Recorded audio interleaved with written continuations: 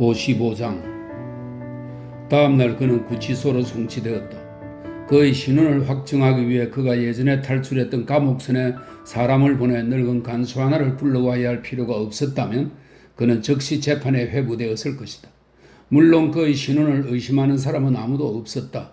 하지만 그의 신원에 대해 법정 정언을 할 작정이던 콤피스언이 조수에 실려 뒹구는 신세가 된 데다 공교롭게도 그 순간 절차에 필요한 정언을 해줄 수 있는 간수가 런던 내에는 아무도 없었다. 전날 밤 도착하자마자 나는 제거스 씨의 자택으로 곧장 달려가서 도움을 청했다. 제거스 씨는 죄수를 대신하여 그 어떤 것도 인정하지 않기로 했다. 그것만이 유일한 방책이었는데, 왜냐하면 이 사건은 증인이 있을 시 틀림없이 5분 만에 끝나버릴 사건이며, 그렇게 되면 이 세상의 어떤 권력으로도 우리에게 불리한 판결이 나는 것을 막을 수 없을 것이라고 제거스 씨는 나에게 말했기 때문이다. 나는 메그위치에게 그의 재산의 운명을 알리지 않겠다는 내 의도를 제거스 씨에게 전했다. 제거스 씨는 그것이 손가락 사이로 빠져나가게 내버려 두었다라고 불만을 터뜨리며 나에게 화를 냈다. 그러고는 빠른 시일 내에 청원서를 제출하는 등 여하튼 다만 얼마라도 찾도록 노력해야 한다고 말했다. 하지만 그는 비록 재산 몰수가 강제로 집행되지 않는 경우가 많이 있을 수 있지만 이 사건의 상황은 그렇게 될 여지가 전혀 없다는 사실을 나에게 감추지 않았다. 나는 그 점을 아주 잘 이해하고 있었다. 나는 죄수와 친척도 아니었고 인정받을 만한 그 어떤 관계도 그와 맺고 있지 않았다. 그는 체포되기 전에 나를 위해 문서를 작성하거나 양도 처분 같은 것을 시도한 적이 전혀 없었다. 그리고 이제 와서 그런 시도를 하는 것은 부질없는 짓일 것이었다. 나는 아무런 권리도 없었다. 따라서 나는 재산권을 확보하려고 시도하는 가망없는 짓으로 내 마음을 결코 병들게 하지 않기로 최종적인 결심을 내렸고 그 후로 변함없이 그 결심을 지켰다. 익사한 밀고자가 이 재산 몰수로부터 보상금을 기대하고서 메그위치의 형편을 상당히 정확히 파악해 두었다고 생각해도 타당성이 있을 듯했다. 그의 시체는 그가 사망한 자리에서 수 킬로미터 떨어진 곳에서 발견되었는데 형체가 너무나 끔찍하게 손상되어 있어서 호주머니 속의 내용물에 의해서만 겨우 그의 시체라는 것을 확인할 수 있었다. 그가 지니고 다니는 서류 지갑 안에 접혀있던 비망록 쪽지들은 아직 내용을 알아볼 수 있었다. 그 중에는 일정액의 돈이 들어있는 뉴사우스웨일즈의 한 은행 이름과 상당한 가치가 있는 몇몇 토지들의 명칭과 위치 등이 적힌 것들이 또 있었다. 이 두 가지 항목의 정보는 모두 메그위치가 감옥에 있는 동안 제거스에게 전한 재산 목록 속에 들어있었다. 물론 그는 내가 이 재산을 상속받게 될 것으로 믿었다.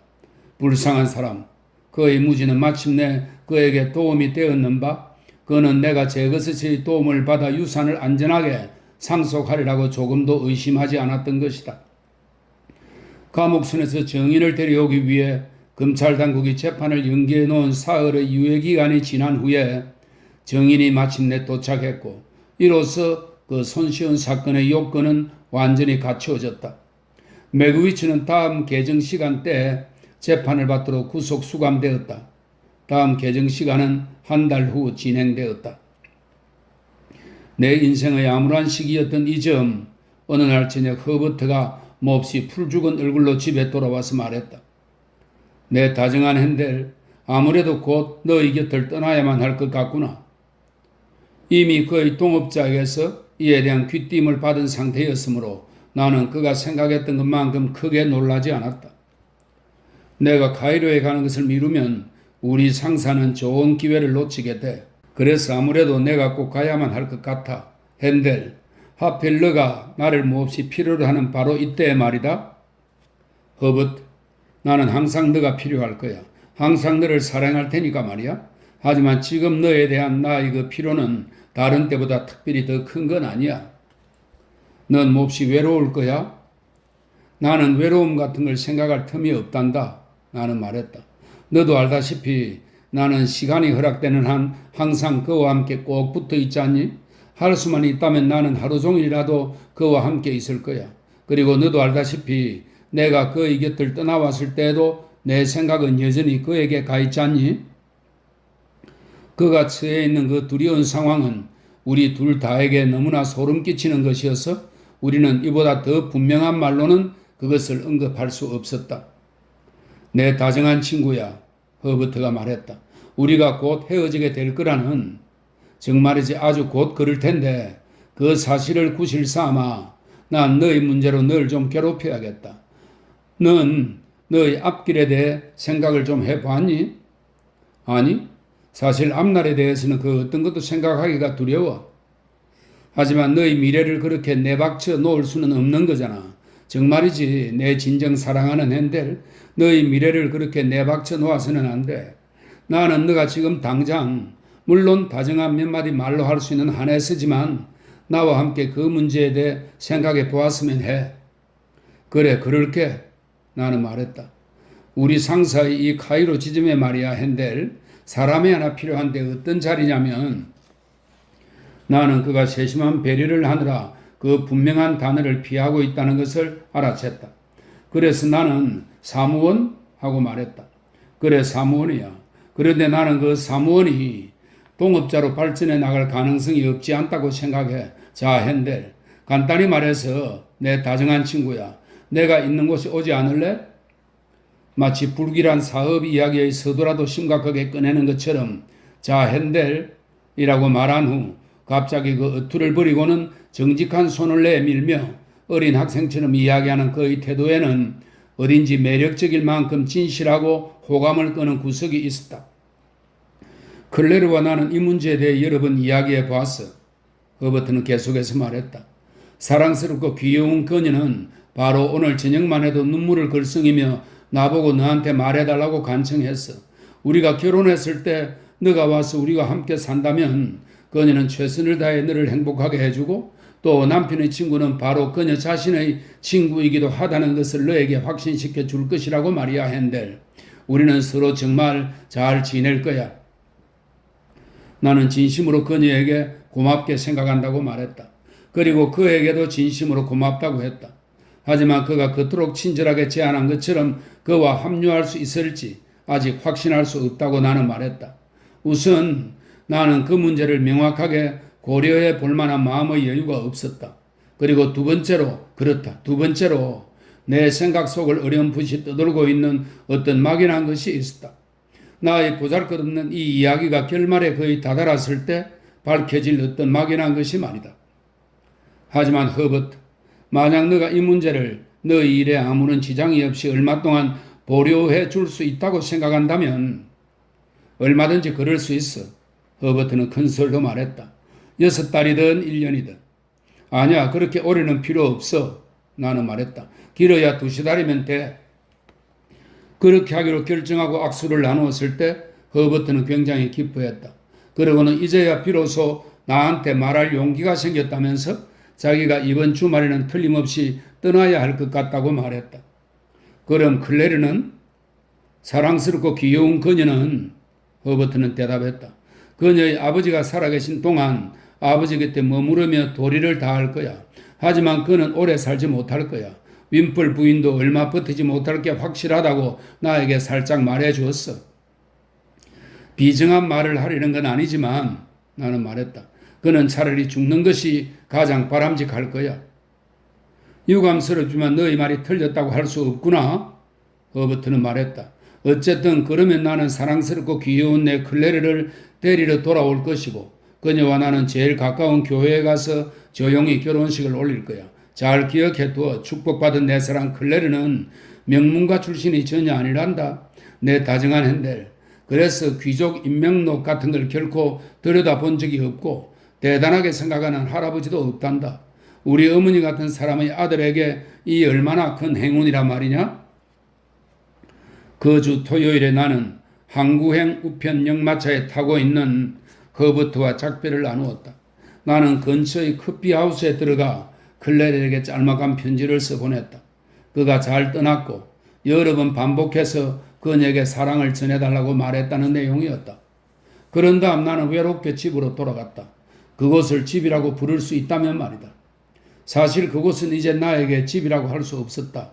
나는 이제 그 어느 곳에도 집이 없었다. 집 계단에서 나는 외믹과 마주쳤다. 그는 내 방문을 두드렸다가 손가락 관절만 아프게 한채 아무 소득 없이 내려오던 참이었다. 우리의 도피 시도가 불행하게 끝난 이후로 나는 그를 이렇게 혼자만 따로 만난 적이 없었다. 그는 사적이고 개인적인 자격으로 그 실패와 관련하여 몇 마디 해명의 말을 하러 찾아온 것이었다. 죽은 콤피서는 외미가 말했다. 그동안 메그위치와 관련해 정상적으로 처리된 모든 업무를 조금씩 파고들어 그 대부분의 내막을 파악해냈답니다. 내가 정보를 들은 것은 바로 공경에 빠진 그의 부하들 몇 명이 하는 이야기를 듣고서였지요. 나는 내 귀를 닫아놓은 잠에서 계속 내 귀를 열어놓았지요.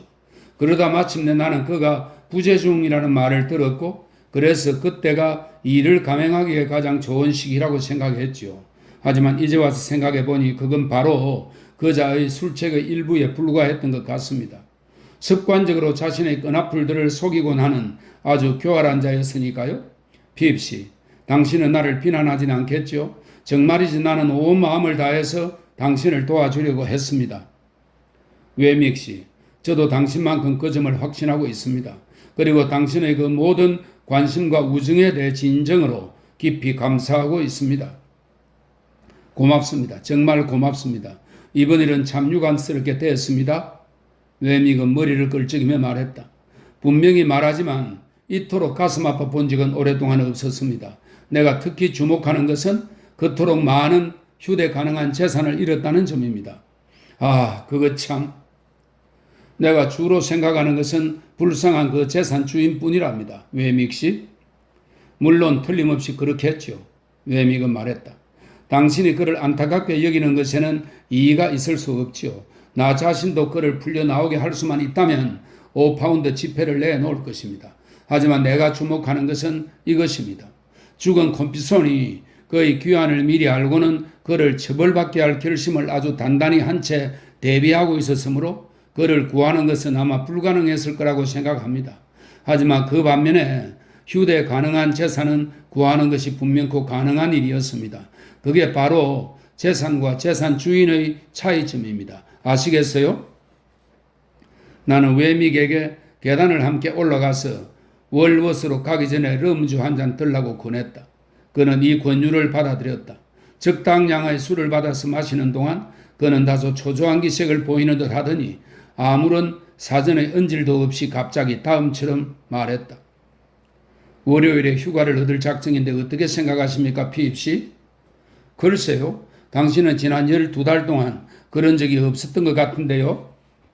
지난 12해 동안이라고 하는 게 더 옳을 겁니다. 외믹은 말했다. 그래요. 나는 하루 휴가를 얻을 예정입니다. 그뿐만이 아닙니다. 나는 그날 산책을 할 예정입니다. 그뿐만이 아닙니다. 나는 당신에게 나와 함께 산책을 해달라고 부탁할 예정입니다. 나는 좋은 길동무가 되어줄 수 없는 당시의 내 형편을 들며 막 거절의 말을 하려고 했는데 그 순간 외믹이 먼저 앞질러 말했다. 나는 당신의 사정을 잘 알고 있습니다.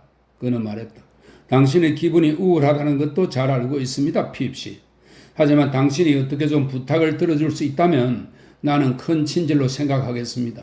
길지 않은 산책일 거고 또 아침 일찍 할 예정입니다. 8시부터 12시 정도까지만 시간을 내주시면 됩니다. 어떻게 틈을 좀 내서 해주실 수 없겠습니까? 그는 그동안 여러 차례나 나를 위해서 아주 많은 일을 해주었으므로 그를 위해 이런 일 좀 해주는 것은 아무것도 아니었다. 나는 틈을 내볼 수 있을 거라고, 아니 틈을 내겠다고 말했다. 그러자 그는 내 승낙을 아주 크게 기뻐했고 그것을 본 나도 함께 기뻤다. 그의 각별한 요청으로 나는 월요일 아침 8시 30분에 그의 성을 방문하기로 약속했다. 그런 다음 우리는 헤어졌다. 월요일 아침 나는 약속한 시간에 딱 맞추어 그의 성문 초인종을 울렸다. 외믹이 직접 나와 나를 맞아주었다. 그는 보통 때보다 좀 더 긴장한 모습에 모자도 좀 더 광택이 나는 것을 쓰고 있다는 인상을 주었다. 안에 들어가니 우유를 탄 럼주 2잔과 비스킷 2개가 준비되어 있었다. 노인장은 종달새와 함께 새벽부터 일어나 있었음에 틀림없었다. 왜냐하면 멀찌감치 보이는 그의 침실을 내가 헐벗 들여다 보았을 때 그의 침대는 비어 있었기 때문이다. 우리는 우유탄 럼주와 비스킷으로 원기를 강화함으로써 체력 단련 준비를 한 다음 산책을 하러 나섰다. 그런데 그 순간 나는 외믹이 낚싯대를 집어들어 어깨 위에 걸치는 것을 보고 적지 않게 놀랐다. 아니, 우린 지금 낚시하러 가는 게 아니잖아요. 나는 말했다. 맞습니다. 외믹은 대답했다. 하지만 나는 낚싯대를 들고 산책하고 싶습니다. 나는 이상하게 여겼지만 아무 말도 하지 않았다. 우리는 출발했다. 캠부엘 공원 쪽을 향해 갔는데 우리가 그 근처에 이르렀을 때 외믹이 갑자기 말했다. 이런 여기 교회가 있군요. 그 사실에는 전혀 놀라울 게 없었다. 하지만 나는 다시금 약간 놀라고 말았는데 마치 멋진 생각이라도 떠오른 것처럼 그가 활기찬 태도로 이렇게 말했기 때문이다. 우리 한번 들어가 봅시다. 외믹은 낚싯대를 입구에 내려놓았고 우리는 안으로 들어가서 한 바퀴 빙 둘러보았다. 그러는 동안 외믹은 윗도로의 호주머니 안에다 손을 밀어넣고는 그 안에 있는 종이에서 무언가를 꺼내려고 하고 있었다. 이런, 외믹이 말했다. 여기 장갑이 2켤레 있군요. 우리 그걸 끼워봅시다. 장갑이 하얀 염소 가죽 장갑인데다가 외믹의 우체통 구멍 같은 입이 옆으로 한껏 길게 벌어지고 있었으므로 나는 이제 일의 낌새를 강하게 알아채기 시작했다. 그리고 나의 이 예감은 노인장이 한 숙녀를 데리고 연문으로 들어오는 것을 보았을 때 확신으로 굳어졌다. 이런, 외믹은 말했다. 여기 스키핀스 양이 있군요. 우리 결혼식을 올립시다. 분별력 깊은 이 아가씨는 보통 때처럼 옷을 차려 입었다. 다만 그 순간 그녀도 초록색 염소 가죽 장갑을 하얀 장갑으로 바꿔 끼고 있는 중이었다. 노인장 역시 혼인의 신의 제단 앞에 서기 위한 비슷한 의식을 준비하느라고 여념이 없었다. 그러나 이 노 신사가 장갑을 끼는데 너무나 심한 어려움을 겪는 바람에 외믹은 그로 하여금 등을 기둥에 대고 서게 한 다음 자신은 그 기둥 뒤로 돌아가 장갑을 잡아당겨주는 게 필요하다는 것을 깨달았다. 그리고 그가 그러는 동안 내 쪽에서는 노인의 허리를 붙잡고 그가 상응하는 힘을 주며 안전하게 버티고 서 있도록 부축해 주는 게 필요했다. 하지만 이런 기발한 방책 때문에 그의 장갑은 완벽하게 잘 끼워졌다. 그런 뒤 교회 서기와 목사가 나타났고 우리는 그 운명의 제단 난간 앞에 나란히 정렬하고 섰다. 모든 것을 아무 준비 없이 행하는 것처럼 보이게 하려는 자신의 의도를 끝까지 지키려는 듯이 외믹은 식이 시작되기 전에 조끼 호주머니에서 뭔가를 꺼내면서 혼자 서로 중얼거렸다. 이런, 여기 반지가 있네. 나는 신랑의 후원자 즉 덜러리 역할을 수행했다. 반면 키가 작고 흐느적거리는 좌석 안내인 노파 한 사람이 아기 모자처럼 보들보들한 보닛을 쓴 채 스키핀스 양의 친한 친구 행세를 했다. 신부를 신랑에게 인도하는 책임은 노인장에게 부여되었다. 하지만 이로 인해 본의 아니게 목사가 잠시 경악에 휩싸이는 일이 발생했는데 그 전말은 이렇다. 목사가 이 남자와 결혼하도록 이 여자를 인도해주는 사람은 누구입니까?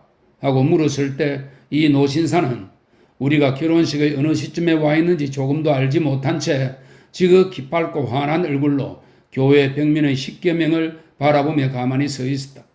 이에 목사는 다시금 이 남자와 결혼하도록 이 여자를 인도해주는 사람은 누구입니까? 하고 물었다.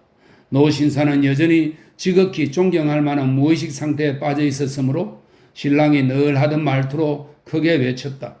자, 아버님 아시지요? 누가 신부를 인도하지요?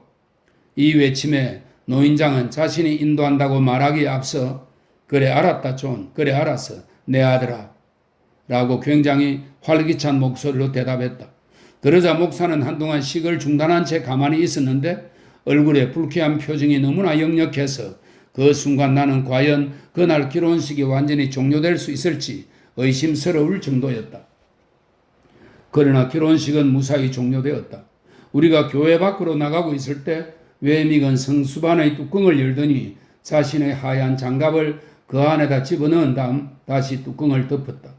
외믹 부인은 미래를 좀 더 생각하여 자신의 하얀 장갑을 호주머니에 넣고 예전의 초록색 장갑을 다시 꺼내 끼웠다. 자, 피입시. 우리가 밖으로 나왔을 때 외믹은 의기양양한 얼굴로 낚싯대를 어깨에 매며 말했다. 한번 말해보세요. 누가 이것을 결혼식 모임이라고 생각하겠습니까? 아침 식사는 캠브웰 공원 너머 2-3km 떨어진 언덕 위의 자그맣고 쾌적한 여인숙에 미리 준비되어 있었다. 식사를 하는 방에는 베그텔 놀이대도 하나 있었는데 이 베그텔은 직사각형 테이블이 한쪽에서 작은 공을 밀어 다른 쪽에는 9개의 구멍에 집어넣는 옛날 놀이의 일종입니다. 베그텔 놀이대도 하나 있었는데 우리가 엄숙한 예식을 거행한 뒤 긴장을 풀고 싶어질 경우를 대비한 것이었다. 외믹의 팔이 슬며시 외믹 부인의 몸에 감겨들었을 때 그녀가 더 이상 그 팔을 풀어내지 않고 벽에 붙은 등받이 높은 의자에 마치 케이스 속에 놓인 첼로처럼 가만히 앉아서는 그 감미로운 악기가 악사의 포옹에 응하듯이 외믹의 포옹에 순순히 몸을 맡기는 모습을 보는 것은 매우 즐거운 일이었다. 우리는 아주 훌륭한 아침 식사를 했다.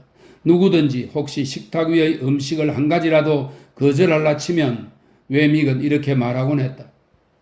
아시다시피 계약에 따라 나온 것입니다. 염려 말고 마음껏 드세요. 나는 신혼부부를 위해 축배를 들었고 노인장을 위해 축배를 들었으며 외믹의 성을 위해서도 축배를 들었다. 그리고 헤어질 때도 정중히 예를 갖추어 신부에게 인사를 하는 등 가능한 한 즐거운 모습을 보여주었다. 외믹은 나와 함께 문간까지 내려왔다. 나는 다시 한번 그와 악수를 나누며 그의 행복을 빌었다.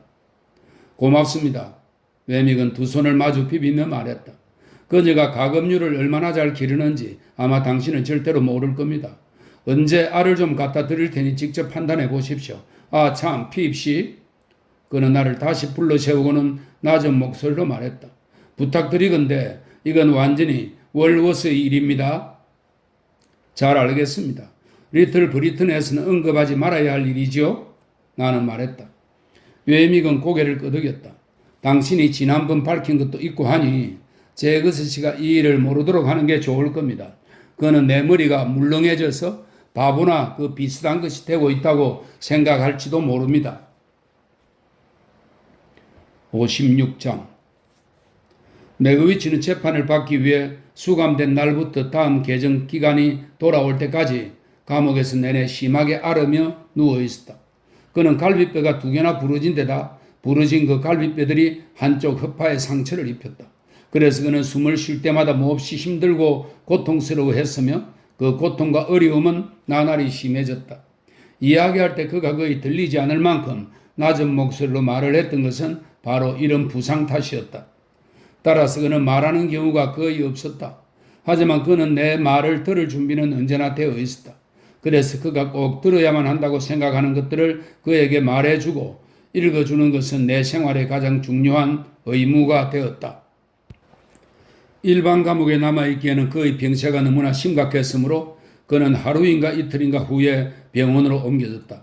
이 덕분에 나는 그러지 않았다면 나에게 주어지지 않았을 기회, 즉 그와 함께 있을 수 있는 많은 기회를 얻게 되었다. 그리고 그렇게 아프지만 않았다면 그는 쇠고랑을 차고 있었을 것이다. 왜냐하면 그는 확고부동한 탈옥수에다가 그 밖에 뭔지 모를 흉악범 등으로 간주되었기 때문이다. 나는 그를 매일 만나보긴 했지만 만나는 시간은 아주 짧았다. 따라서 우리가 정기적으로 떨어져 있는 시간의 길이는 아주 길었고 그 결과 그의 신체 상태에 발생하는 어떤 사소한 변화든지 그의 얼굴에 분명히 기록되어 알아볼 수 있었다. 내가 기억하는 한 나는 그의 얼굴에서 좋은 쪽의 변화를 한 번도 보지 못했다. 그는 쇠약해져 갔으며 감옥 문 안에 갇혀 들어간 그날부터 그의 건강은 하루하루 서서히 약해지고 약화되어 갔다. 그가 보이는 순종과 체념은 기진맥진한 사람에게서 나타나는 것과 같은 종류의 순종과 체념이었다. 나는 때때로 그의 태도나 그의 입에서 흘러나온 한두 마디 속삭이는 말에서 그가 자신이 좀 더 나은 환경 아래 있었더라면 좀 더 나은 사람이 되지 않았을까 하는 문제를 곰곰이 생각해 보고 있지 않은가 하는 인상을 받았다. 하지만 그는 결코 그런 것을 암시하는 말로 자신을 정당화하거나 이미 영원히 굳어버린 과거의 모습을 다른 것으로 변형하려고 애쓰거나 하지 않았다. 우연히 2-3차례 내가 있는 앞에서 일어난 일인데 그의 시중을 드는 사람들 중 한두 명이 구제불능의 악당이라는 그의 평판을 입에 올린 적이 있었다. 그때 그의 얼굴에는 미소가 스치고 지나갔으며 그는 신뢰의 참 표정으로 나를 돌아보았다. 마치 내가 어린아이였던 아주 오래전에 이미 내가 그에게서 작게나마 어떤 구원받을 기미를 보았다는 것을 확신하는 것 같은 표정이었다. 이 외의 나머지 모든 것들에 대해서 그는 겸손하게 자신의 죄를 뉘우쳤을 뿐 불평하는 모습을 결코 보이지 않았다. 개정기간이 시작되었을 때 제거스치는 다음 개정까지 그의 재판을 연기해달라는 신청서를 제출했다. 명백히 그가 그렇게 오래 살지 못할 거라는 확신에서 제출한 신청서였는데 그것은 거부되었다. 재판은 즉시 열렸으며 법정에 끌려 나왔을 때 그는 의자에 앉는 것이 허락되었다. 내가 피고석에 가까이 다가가서 그 바깥쪽에 서서 나에게로 내민 그의 손을 잡고 있는 것에 대해 아무런 반대도 제기되지 않았다. 재판은 매우 짧고 아주 분명했다. 그에게 도움이 될 수 있는 말들이 그가 얼마나 근면한 습관을 갖게 되었는가, 그리고 그가 얼마나 적법하고 평판 좋게 성공해 나갔는가 하는 것들이 진술되었다. 하지만 그 어떤 것도 그가 유형지에서 돌아왔으며 그 순간 판사와 배심원 앞에 있다는 사실을 부정할 수는 없었다. 그 사실로 그를 재판하면서 그에게 유죄 판결이 아닌 다른 판결이 내리는 것은 불가능한 일이었다. 그 당시에는 개정기간의 마지막 날을 형을 선고하는 데 할애하고 사형 선고로 그 마무리 효과를 내는 것이 관습이었다. 이것은 개정기간에 대한 그때의 내 경험을 통해 안 것이다. 지금 이 순간 기억 속에서 떠올라 내 눈앞에 펼쳐진 그 지울 수 없는 영상이 아니라면 나는 이 글을 쓰면서조차도 32명의 남녀가 함께 사형 선고를 받기 위해 판사 앞에 서 있는 것을 보았다는 사실을 믿지 못했을 것이다. 그 32명 중 맨 앞에 바로 그가 있었다. 몸 안의 생명을 유지할 만큼 숨을 충분히 쉴 수 있게 하기 위해 의자에 앉혀진 상태로 그 모든 장면이 그때 그 순간의 선명한 색채로 다시금 내 눈앞에 펼쳐지기 시작한다. 법정 유리창에 맺힌 4월의 빗방울이 4월의 햇빛 속에서 반짝이는 것에 이르기까지 나는 다시금 피고석 바깥의 한 모서리에서 그의 손을 내 손안에 쥔 채 서 있었고 피고석 안에는 32명의 남녀가 우리에 갇힌 듯 서 있었다. 어떤 자는 반항심에 차 있었고 어떤 자는 공포에 질려 있었으며 어떤 자는 흐느끼며 울고 있는가 하면 어떤 자는 얼굴을 가리고 있었으며 어떤 자는 음울하게 주위를 노려보고 있었다. 여자 죄수들 쪽에서는 비명소리가 몇 차례 나기도 했지만 곧 제압되어 법정은 조용해진 상태였다. 커다란 쇠사슬 줄과 꽃다발을 들고 있는 법정 관리들, 다른 괴상한 차림의 공무집행 시중꾼들과 나부랭이들, 정리들, 수위들, 넓은 방청석을 꽉 메운 사람들, 마치 연극을 보러 온 대규모 관객 집단 같았다. 그 모두가 바라보고 있는 동안 그 32명의 죄수들과 판사는 엄숙하게 서로를 마주 보았다. 그런 다음 판사가 죄수들에게 연설을 시작했다. 그의 앞에는 그가 특별한 연설을 위해 선발하지 않을 수 없는 타락한 인간들이 서 있는데 그 중에서도 한 사람은 어린 소년이었을 때부터 계속 법을 어겨온 자로 투옥되고 처벌받기를 반복하다가 마침내 몇 년간의 유형 선고를 받기에 이르렀으며 그런 다음 격렬한 폭력과 대담무상한 행위를 통해 탈옥을 감행했다가 다시 잡혀 종신 유배형의 선고를 받은 자였다. 이 가련한 자는 지난날의 범죄 장소에서 멀리 옮겨지자 한동안 잘못을 깨달은 것처럼 보였으며 그래서 평화롭고 정직한 삶을 살아가는 것처럼 보였다. 하지만 결정적인 순간에 그는 예의 그 악한 성향과 격정에 굴복하여 그런데 그가 그토록 오랫동안 사회의 골칫거리가 되었던 것은 바로 그런 성향과 격정에 빠져들었던 탓이다. 그 속에서 안락과 참여의 피난처를 떠나서 추방당했던 이 나라로 다시 돌아왔다. 이곳에서 그자는 곧 고발당했으나 한동안 경찰을 피해 다니는 데 성공했다. 하지만 도망치려고 하던 중 마침내 체포를 당하게 되었는데 이때 그는 경찰에 저항했으며 그러면서 자신을 고발한 자를 사망하게 만들었다. 그 고발인은 바로 이자의 모든 내력을 잘 알고 있는 사람이었다. 그를 추방한 이 나라로 돌아온 것에 대해 정해진 처벌은 사형이므로 그리고 그의 사건은 이처럼 가중되고 악화된 사건이므로 그는 사형당할 준비를 해야만 한다. 법정의 커다란 창문으로 햇빛이 비쳐들며 유리창에 맺힌 빗방울이 반짝거리고 있었다.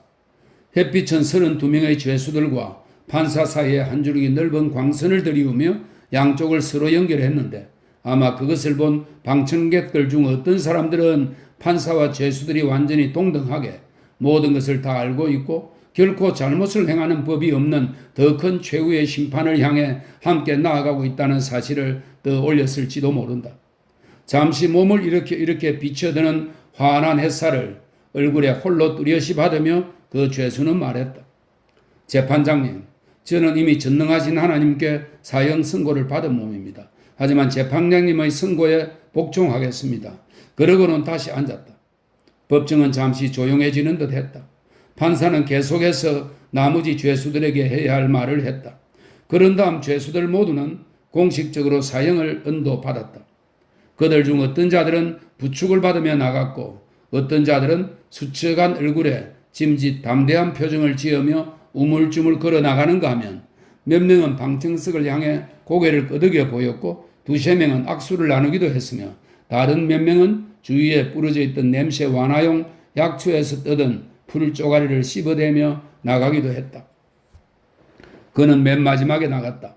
의자에서 부축을 받고 일어서서 아주 천천히 걸어가야만 했기 때문이다. 다른 모든 사람들이 나가고 있는 동안 그는 내 손을 꼭 잡고 있었다.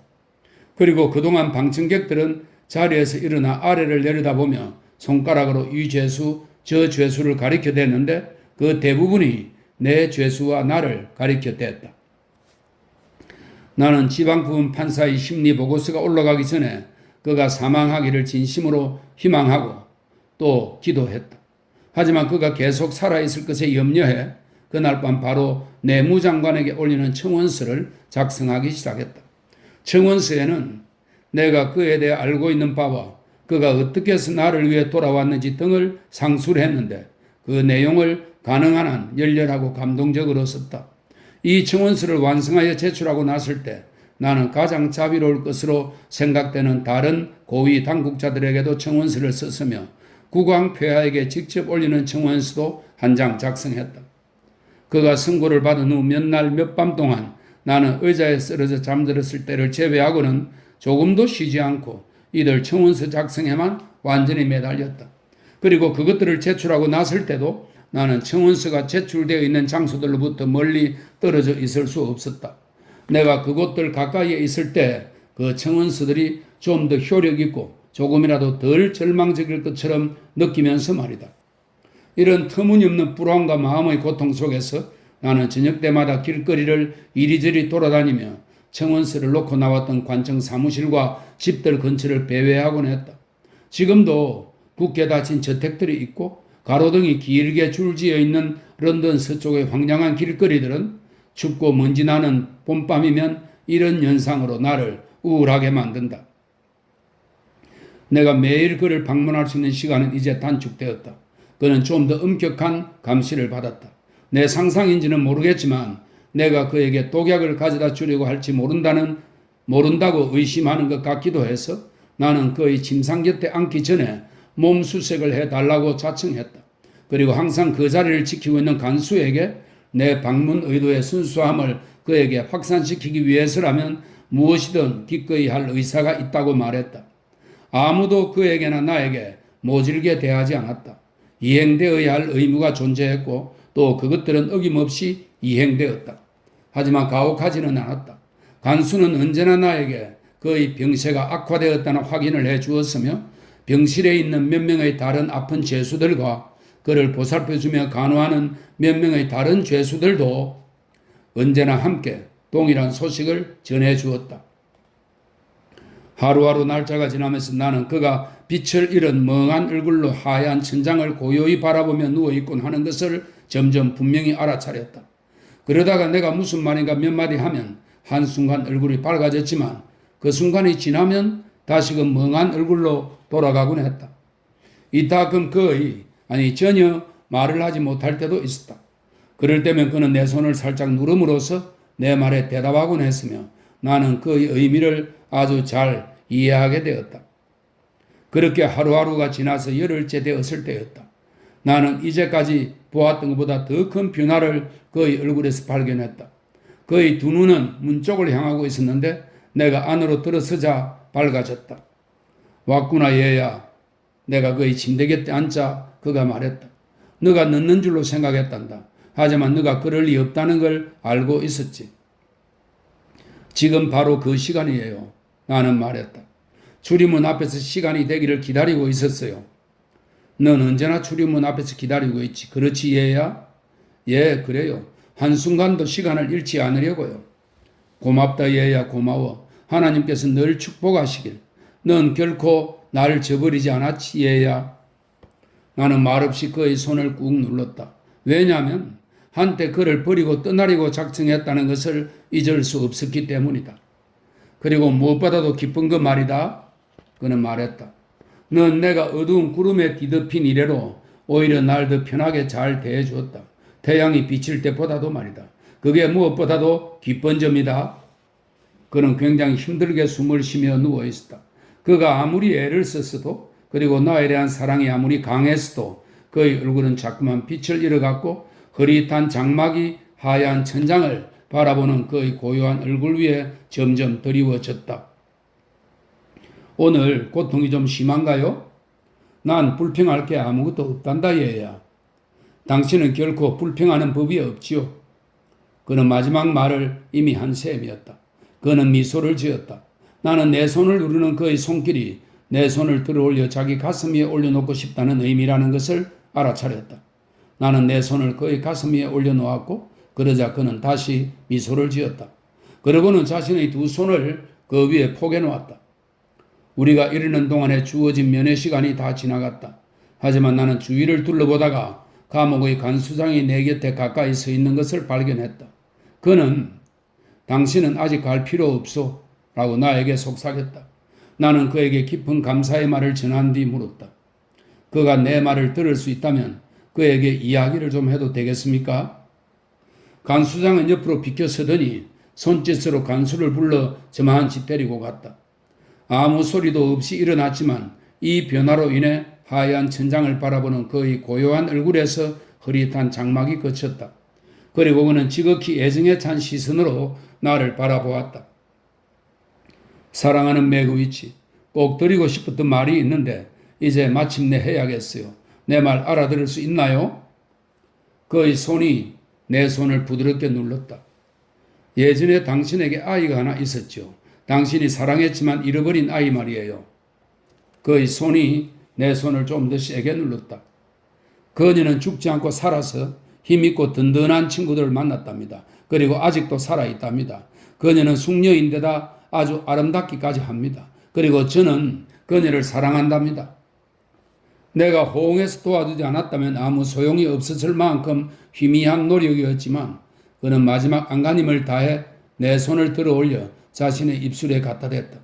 그런 다음 내 손을 다시 자신의 가슴 위에 부드럽게 내려놓았다. 그의 두 손은 내 손 위에 여전히 포개져 있었다. 하얀 천장을 바라보는 고요한 그 얼굴 표정이 다시 한번 돌아왔다가 사라졌다. 그리고 그의 머리는 가슴 위로 조용히 숙여졌다. 다음 순간 나는 우리가 그동안 함께 읽어왔던 것을 기억하며 성전으로 기도하러 올라갔던 두 사람을 마음속에 떠올렸다. 그리고 내가 그의 침대 곁에서 그 순간 할 수 있는 말로 다음의 구절보다 더 좋은 것은 없다는 것을 깨달았다. 오 하나님이시여, 죄인인 이 사람을 불쌍히 여기옵소서.